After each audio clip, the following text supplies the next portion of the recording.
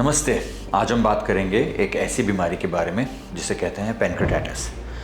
Pancreas एक organ है, एक ग्लैंड है जो कि डाइजेस्टिव एंजाइम्स रिलीज़ करती है। साथ में रिलीज़ करती है इंसुलिन जो कि ब्लड शुगर लेवल्स को रेगुलेट करता है। अब ब्लड शुगर लेवल्स को रेगुलेट करना बहुत इंपॉर्टेंट है, डाइजेस्टिव एंजाइम रिलीज़ करना बहुत इंपॉर्टेंट है, लेकिन हम जाने अनजाने high alcohol intake, high fatty food या फिर जेनेटिकली पैनक्रेटाइटिस के चक्कर में फंस जाते हैं। तो आज उसी चीज़ के बारे में बात करेंगे।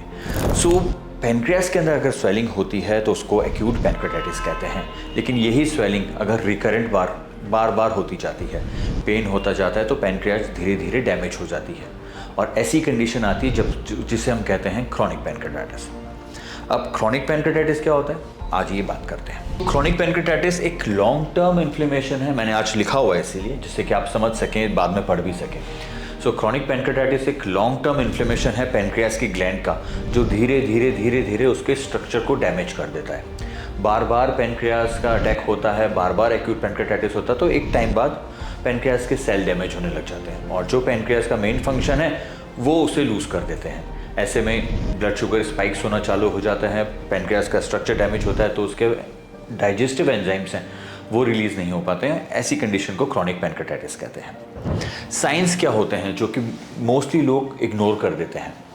रिकरेंट पेन एब्डोमेन है, पेट में दर्द रहता है, बट बहुत स्पेसिफिक होता है। अगर आप डॉक्टर के पास जाएंगे पेट दर्द को लेके तो आप उसको समझा पाएंगे, डॉक्टर समझ पाएंगे एक बार में कि ये एक्यूट पैनक्रेटाइटिस का पेन है या फिर ये बार बार होने वाले पैनक्रेटाइटिस का पेन है। रेडिएटिंग पेन होता है, एक जगह होता है, साथ में कंधे में, पीछे बैक में रेडिएट हो सकता है। रिपीटेड है, बार बार होता है। आपने कोई फैटी फूड लिया, आपने स्मोक किया, आपने अल्कोहल इंटेक लिया, तो आपको पीरियडिकली ये पेन हो सकता है। अगर आपने पहली बार में ध्यान नहीं दिया, पहली बार में ही डायग्नोस नहीं किया कि एक्यूट पैनक्रेटाइटिस हुआ है, तो ये कंडीशन बार बार हो सकती है जो आपको और पास ले जाती है क्रॉनिक पैनक्रेटाइटिस के। वेट लॉस होता है, स्टेटोरिया होता है, मतलब फैटी स्टूल के अंदर फैट पास होता है। आपकी स्टूल जो होती है वो बहुत चिकनी हो जाती है, आप स्टूल पास करते हैं, आपके कमोड के अंदर स्टूल स्टिक कर जाती है, प्रॉपरली फ्लश नहीं कर पाती है, तो ये साइन है कि वेट लॉस भी है और साथ में स्टूल पास कर रहे हैं वो भी काफ़ी ऑयली आ रही है। अगेन ये साइन है कि यस, फैट डाइजेस्ट नहीं हो रहे हैं, जो कि क्रॉनिक पैनक्रेटाइटिस में होता है। जनरलाइज मिस्टेक क्या करते हैं लोग? सोचते हैं कि ये रेगुलर एसिडिटी होगी, अरे कल खा लिया था, थोड़ा पी लिया था, एक स्मोक कर लिया दोस्त के साथ में, तो हो सकता है एसिडिटी हो। दवाई ले लेता हूँ, कोई भी प्रोटोन पंप इनहिबिटर ले लिया, एसिडिटी की टैबलेट ले ली, जैसा कि आमतौर पर लोग बोलते हैं, उससे ठीक हो जाएगा। हाँ, कुछ फ़र्क पड़ सकता है, लेकिन यस, अगर रिकरेंट प्रॉब्लम आ रही है तो ये रूटीन वाली एसिडिटी नहीं है। ये मिस्टेक्स डिले करती हैं उनके विजिट डॉक्टर के पास। अब डॉक्टर के पास नहीं जा पाते हैं, विजिट डिले होती है, तो फिर डायग्नोस प्रॉपर टाइम पे नहीं हो पाता और रिकरेंट सिम्टम्स आते रहते हैं तब तक जब तक कि प्रॉपर क्रॉनिक पैनक्रेटाइटिस डेवलप नहीं होता। ऐसे बहुत से केसेस आते हैं।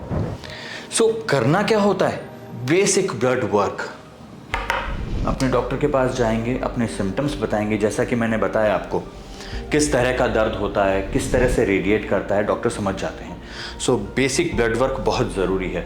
ब्लड वर्क के साथ में डॉक्टर एडवाइस कर सकते हैं आपको इमेजिंग, मतलब अल्ट्रासाउंड, वेरी बेसिक, कहीं भी हो जाता है। इनिशियल स्टेज के अंदर ये ज़रूरी है ब्लड लैब्स के साथ में।